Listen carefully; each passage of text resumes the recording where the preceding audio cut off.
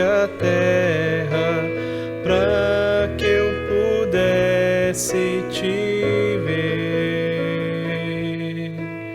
Tua beleza me leva a adorar-te, quero contigo viver.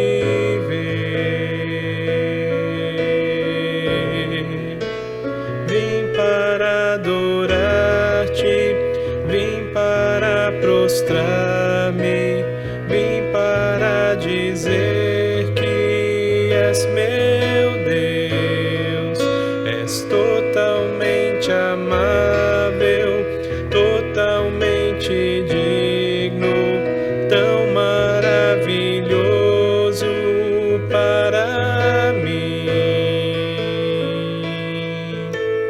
Eterno Rei, exaltado nas alturas, glorioso nos céus, humilde vieste à terra que criaste, e por amor pobre se fez.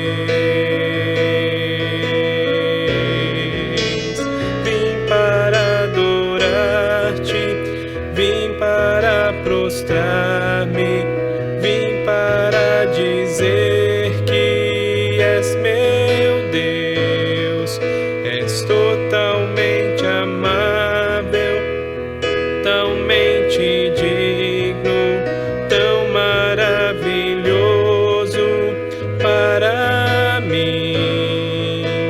Vim para adorar-te, vim para prostrar-me, vim para dizer que és meu Deus, és totalmente amável, totalmente digno, tão maravilhoso para mim.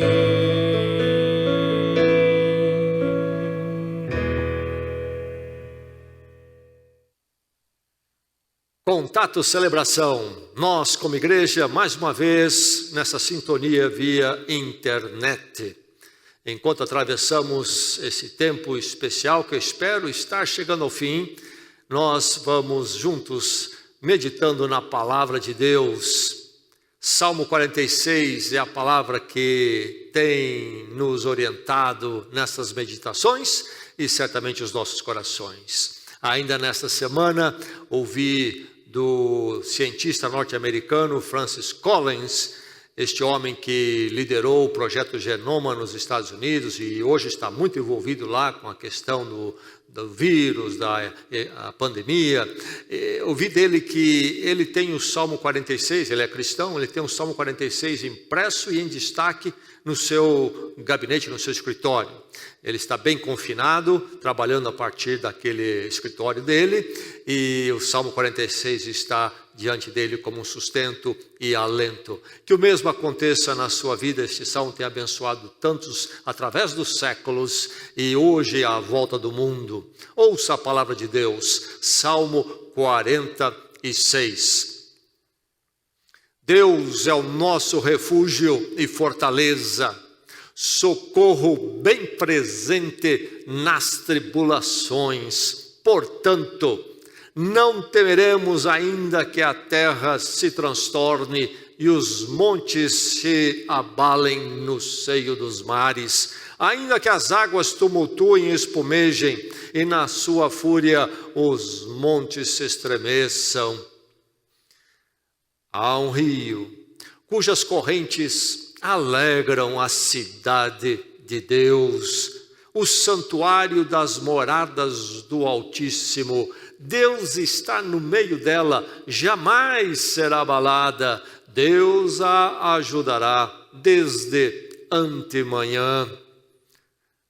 Bramam nações, reinos se abalam. Ele faz ouvir a sua voz e a terra se dissolve. O Senhor dos exércitos está conosco. O Deus de Jacó é o nosso refúgio. Vinde, contemplai as obras do Senhor, que assolações Ele efetuou na terra.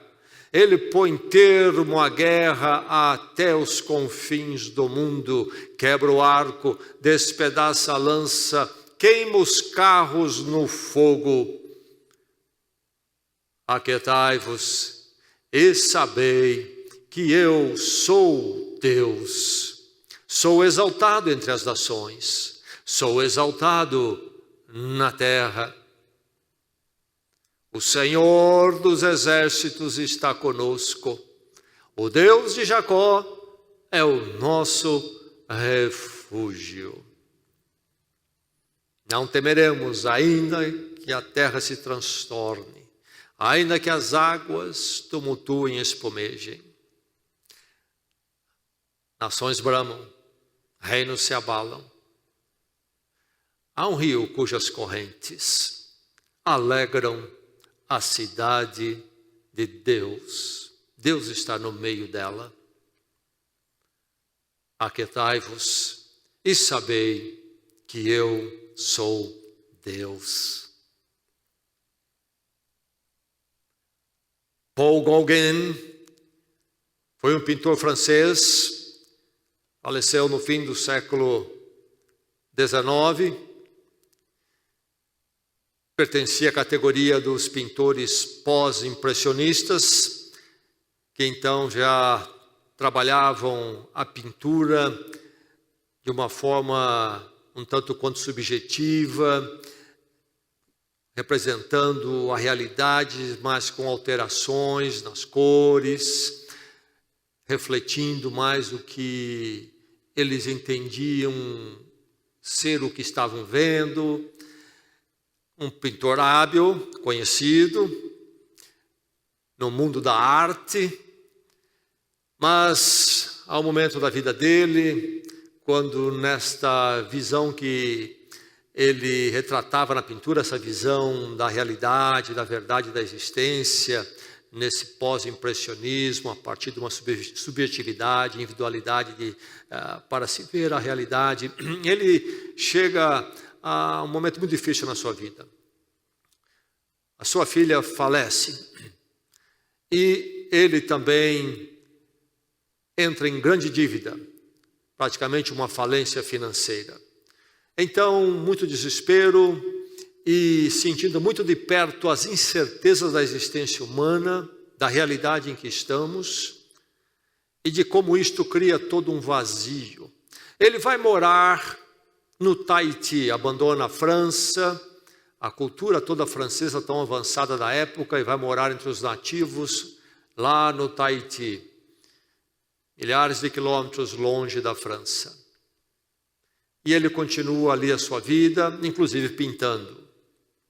E ele pinta um quadro que possivelmente é o mais famoso quadro dele. Um quadro onde ele retrata diversas cenas numa mesma tela, diversas cenas diferentes dos nativos, especialmente das nativas.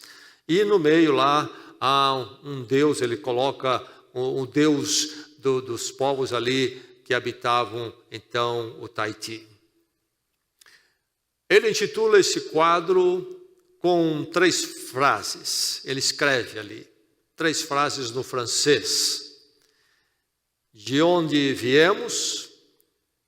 Quem somos nós? Para onde vamos? Eis o quadro dele. E o plano dele era pintar esse quadro e, quando o terminasse, liquidar a sua vida, se suicidar. De onde viemos? Quem somos nós? Para onde estamos indo?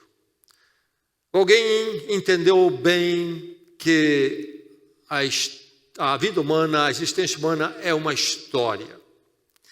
E a questão toda é que história é essa?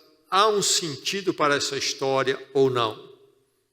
Ele foi um homem de grande angústia. Por quê? Porque faltavam as respostas, faltava a grande história que desse sentido à existência dele. Ele foi um homem que não conhecendo a fé cristã, enfrentou a realidade da existência humana. Ele não foi buscar paliativos, fugas e viver então numa ilusão. Ele olhou de frente essa história nossa e perguntou: que história é esta? De onde viemos? Quem nós somos? Para onde estamos indo? E é interessante notar que nós vivemos numa época quando a questão da história se tornou fundamental. Vivemos nesta época que é conhecida como pós-modernidade. Assim, os pensadores indicam, definem o tempo que vivemos. Pós-modernidade é especialmente um tempo quando não se crê que há a verdade. E que verdade, então, é algo relativo a cada um. E aí estamos nós entregues a esta realidade, onde não há a verdade, mas sim o pensamento de cada um.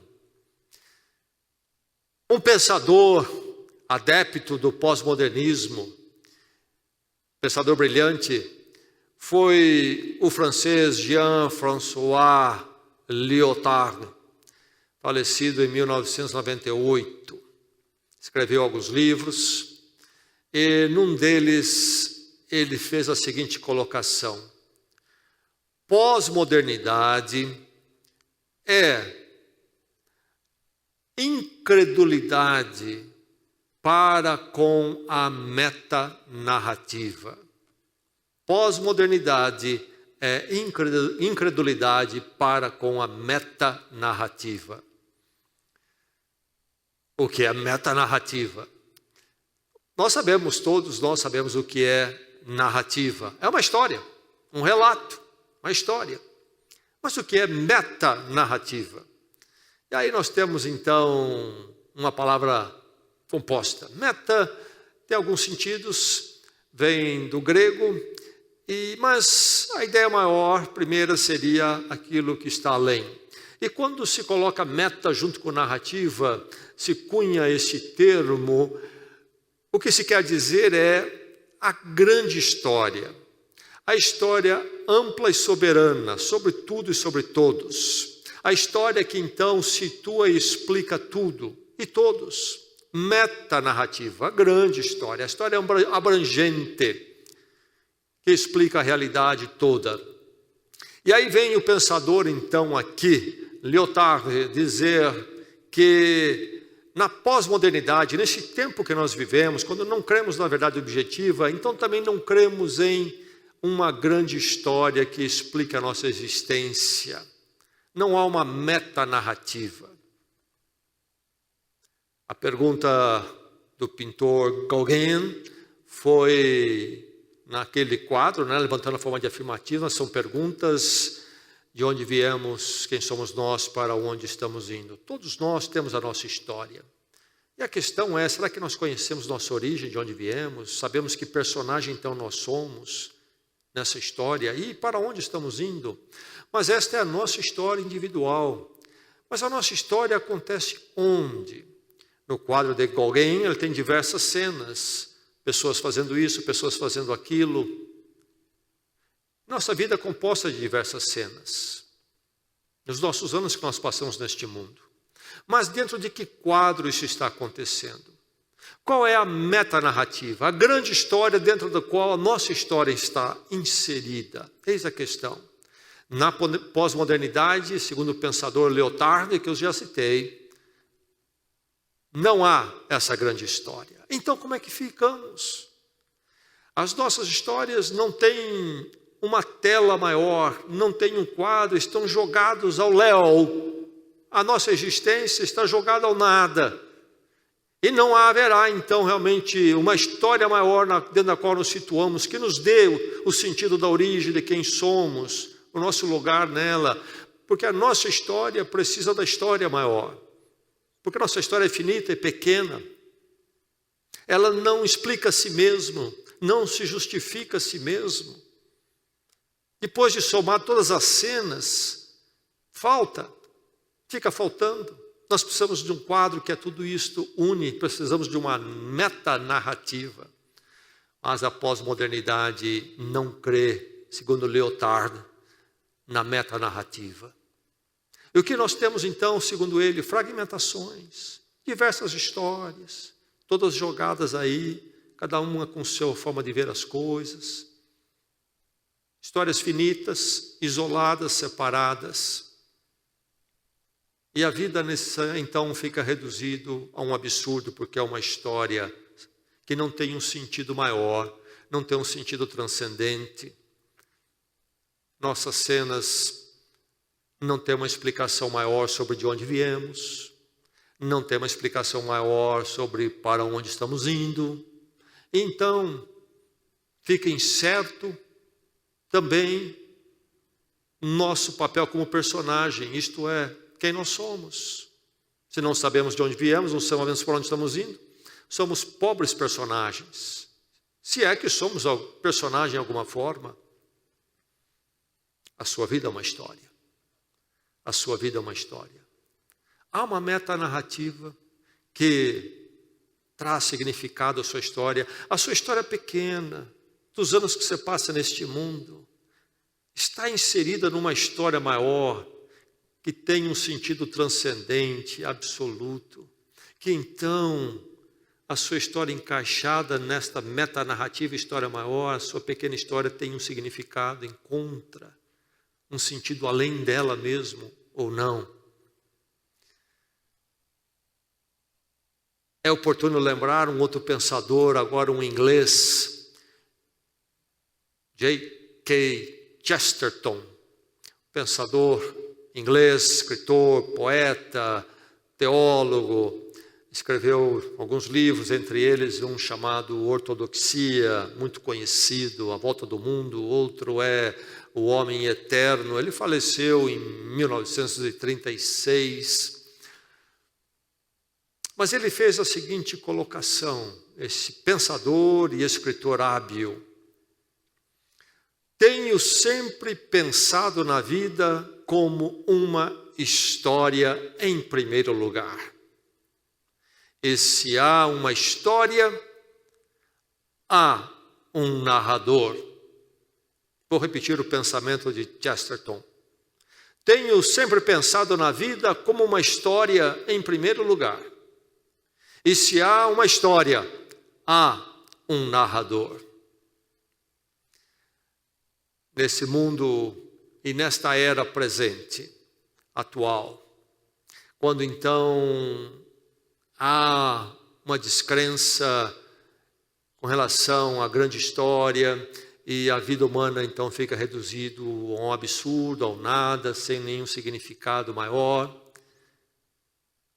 é bom ouvir o Salmo 46, porque no Salmo 46 nós vamos encontrar implícito aquilo que nós encontramos nas Escrituras todas. A palavra de Deus, de Gênesis ao Apocalipse, é uma grande história. Sim, é um livro sobre preceitos, é um livro sobre princípios de vida, sobre as verdades que precisamos, todas concatenadas numa grande verdade. É um livro que nos informa muitas coisas, mas tudo isso inserido e encontrando o seu sentido dentro de uma história que começa em Gênesis e vai ao Apocalipse. As Escrituras, então, as Escrituras sagradas, compõem uma grande história, nos revelam uma grande história. E nós vamos encontrar isso nas Escrituras todas. Isso está sempre ali. E está no Salmo 46 também. Onde está isso? Bem, o Salmo vai nos falar do quê? De terra transtornada, e vai falar de águas tumultuando e espumando. E se você tem participado sempre conosco aqui, você vai se lembrar que numa das meditações eu falei sobre onde o autor foi buscar essa ideia de terra transtornada, montes abalados e águas tumultuadas. Povos pagãos tinham lá sua ideia de criação e falavam do caos primeiro, e então ali com as explicações variadas, havia a forma em que deuses deram alguma organização nesse caos que havia nessas águas do abismo, etc. E quando nós vamos a Gênesis, nós vamos encontrar a narrativa de Gênesis dando a explicação verdadeira, correta, da ação do Deus eterno e criador. Diz Gênesis no seu primeiro capítulo que estava ali o Espírito de Deus pairando sobre as águas. E diz que a terra era sem forma e vazia. E Deus começa a agir. Então o mundo é como é, as águas estão onde estão, porque Deus organizou a terra e então as águas para então trazer a vida também. Daí vem a ideia, mas relacionado a esta ideia de águas no sentido daquilo que é caótico e que precisa ação de Deus para colocar então ordem e se tornar benéfico, os povos antigos vão sempre olhar para as águas com preocupação, e o povo de Israel tem a experiência com águas tumultuadas quando cruza o Mar Vermelho. Deus abre o mar, eles passam salvos. As águas enormes não os destroem, Deus põe a sua mão. Quando os egípcios, o exército egípcio que os perseguia, entram na água, ou nas águas, Deus fecha, e o tumulto dela liquida os egípcios. Então, veja aí onde o salmista está navegando em termos destas águas. Sim, somos remetidos aos princípios, ao início. Mas, aí o Salmo vai dizer que há um rio, cujas correntes alegram a cidade de Deus. E aí o salmista está pensando na Jerusalém terrestre, mas como uma figura da Jerusalém celestial. Jamais será abalada. Não tem água, não tem montanha ali que cause tumulto. O destino nosso. Então o Salmo fala da nossa história. A história da criação, da ação de Deus, que então vai passar não somente pela criação do mundo, mas pela nossa criação. E também haveremos de passar através da vida de algumas águas tumultuadas, mas sempre dirigidos por Deus, o nosso refúgio, e caminhando como Israel passa no refúgio de Deus pelo Mar Vermelho, nós também passaremos pelos nossos mares vermelhos e vamos chegar à cidade que é a morada do Altíssimo, a grande história. Deus tem a grande história, Ele escreve a grande história. E segundo este salmo, você que é dele em Cristo Jesus, tem a sua história como parte da grande história, da metanarrativa de Deus. A sua vida, então a sua história pequena diante da grande história, tem um sentido. E o sentido é dado pela grande história, que é a história que Deus escreve. E escreve a sua história dentro dessa grande história dele. Começa com a criação, então vamos para a Jerusalém celestial. Sim, se no primeiro capítulo de Gênesis Deus criou o mundo e depois criou o ser humano, em Apocalipse nós temos lá já no último capítulo a Jerusalém celestial. A nossa vida não é um absurdo. A nossa vida tem todo um nexo, a nossa história tem um nexo. Sabemos de onde nós viemos, sabemos quem nós somos em Cristo. Somos em Cristo para Deus e sabemos para onde estamos indo. Para essa cidade maravilhosa que jamais será abalada e onde o centro é a presença gloriosa de Deus. E nós navegamos na história deste mundo, onde as coisas se abalam, sabendo que a nossa vida é uma história e é o grande narrador, segundo Chesterton, Deus. Ele é o nosso refúgio porque Ele é maior do que os montes, maior do que as águas. Deus é o nosso refúgio e fortaleza, socorro bem presente nas tribulações. Atravessamos nossa história neste mundo incerto, mas sabemos de onde viemos, quem somos e para onde estamos indo, porque o grande narrador está escrevendo a nossa história e a grande história. Oremos. Vamos juntos à presença desse Deus glorioso. Louvado seja o teu nome pela tua palavra, que vem ao encontro, ó Deus, das nossas questões mais profundas e responde ao nosso espírito, trazendo a tua verdade. Nós te louvamos pela tua grandeza, o Senhor, que é o Senhor sobre todas as coisas, o grande narrador, que narra a história do universo, narra a história deste mundo, narra a história das nossas vidas e narra a história da salvação em Jesus Cristo.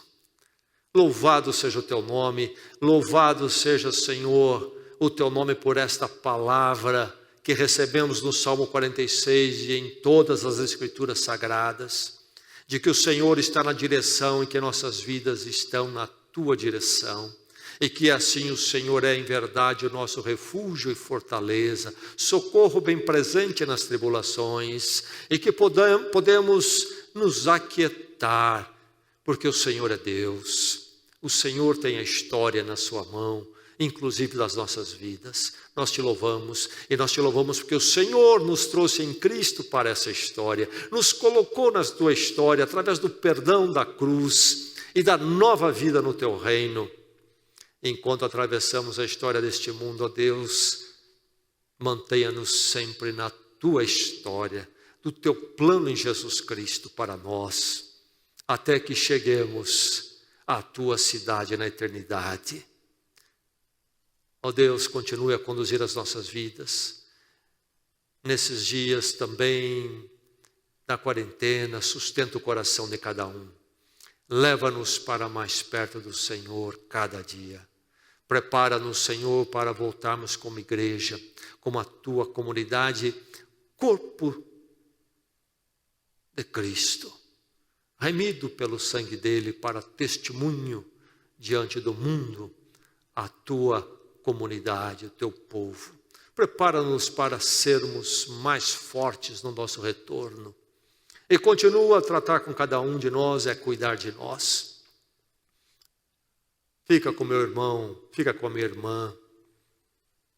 Provê, ó Deus, o que cada um precisa, os recursos necessários, que a tua graça se derrame segundo a necessidade de cada um. Cuida, Senhor, provê. Levanta o abatido, fortalece, dá alegria, dá paz, ó Deus, dá mais desejo pela tua presença, mantenha-o forte, bem perto de ti, fortalece a fé, ó Deus, envia o sustento material, financeiro, cuida da vida do meu irmão e da minha irmã. Entrego cada um aos teus cuidados. Oramos no nome precioso de Jesus Cristo. Amém e amém.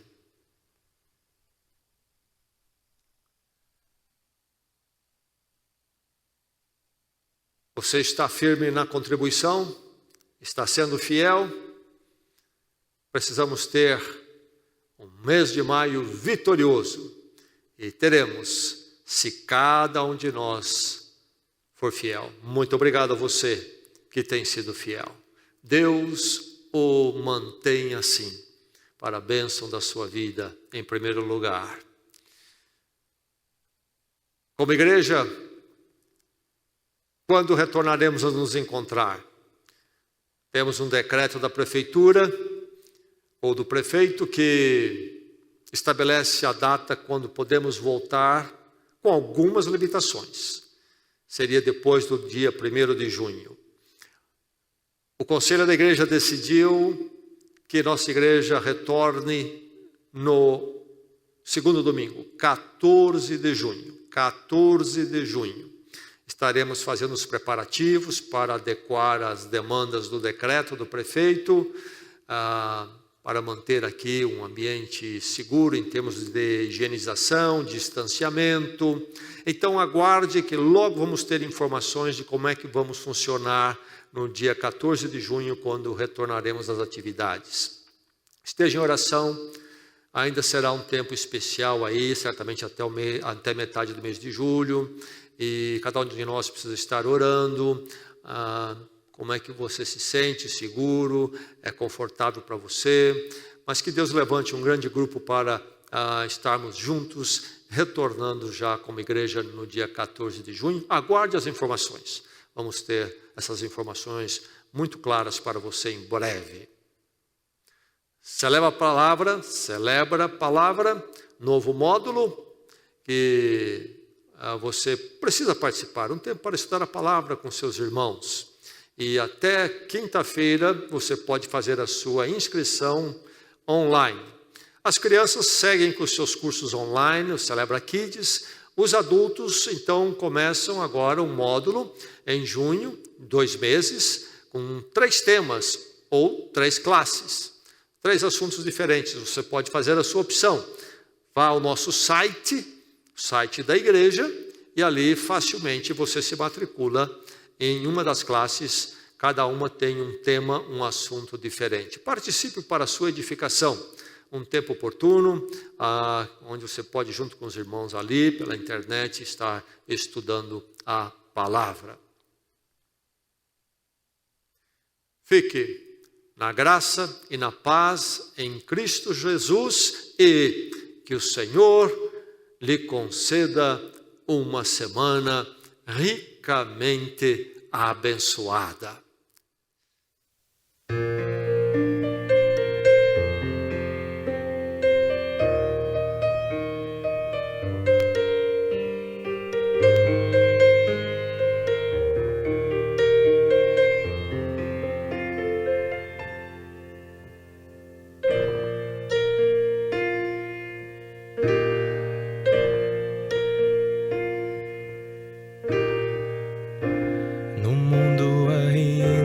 Existem belezas que alegram a vida e nos fazem sonhar. Recantos felizes da natureza, onde qualquer ser humano gostaria de estar.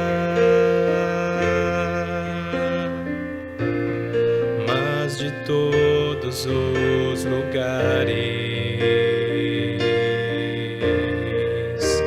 o mais bonito, inspirador é onde fico em oração, junto aos pés do Salvador.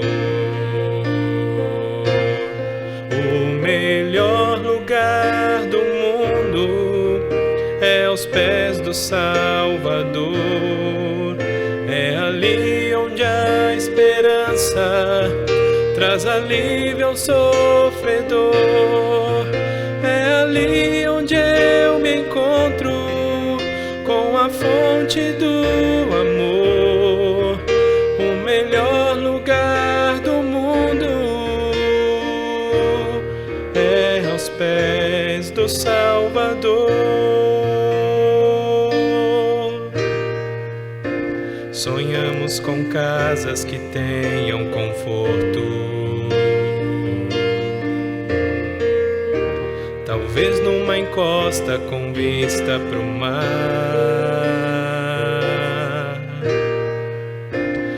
Todas as maravilhas não fazem sentido se Cristo não está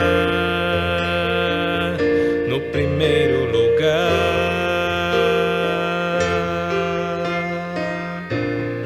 Ao sentir a paz de Deus, seu poder e amor profundo, eu posso estar onde for. Estou feliz por me encontrar no melhor lugar do mundo. O melhor lugar do mundo é aos pés do Salvador.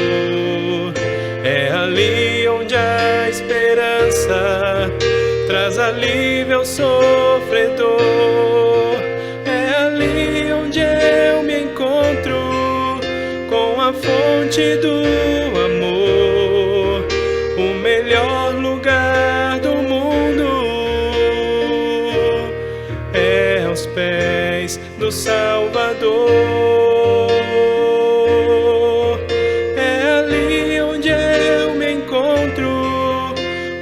Fonte do amor, o melhor lugar do mundo é aos pés do Salvador.